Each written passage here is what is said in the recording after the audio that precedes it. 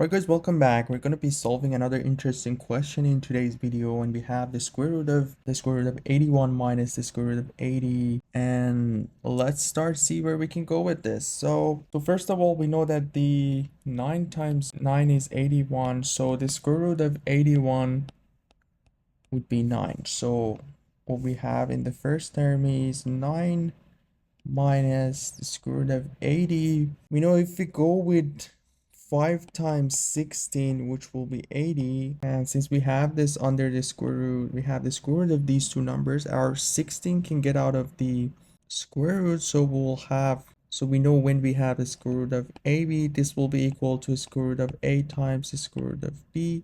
So we know 5 times 60 will be the square root of 5 times square root of 16. This will be 4, and this will be equal to 4 square root of 5. So we're just going to put this in here,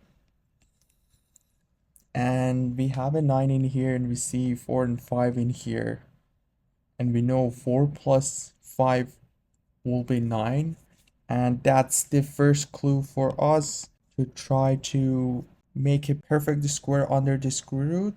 That way we can get rid of the square root and it will be easier for the next step. So we know 9 is 4 plus 5 minus 4 times square root of 5. And the formula that's going to come to our mind is a minus b squared, which we know will be a squared minus 2ab plus b squared. And so if we consider our a here, the square root of 5, and our b 2, what we will get in here will be square root of 5 minus square root of 2. And in here we will have the square root of 5 to the power of 2. We will have the square root of 2, which is 4, and we will have 2 times square root of 5. And this side will be 5 plus 4 minus 4 square root of 5. And there we go. This is what we have in here. And if that's the case, we can replace that by square root of 5 minus 2 to the power of 2.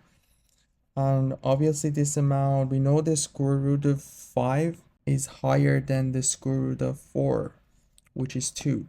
So what we have under the square root is definitely a positive number. That means we can take it out the way it is. And that's coming from when we have the square root of x squared equal to a, we get the absolute value of x equal to a. And if x is greater than 0, our x is a, and when x is less than 0, our x will be minus a. But since what we have in here is the first condition, so we'll take it out the way it is. So the square root of 5 minus 2, and there we go. This will be the final answer for this question, and that would be all for this one. You guys take care, and I'll see you in the next video. Have a good one.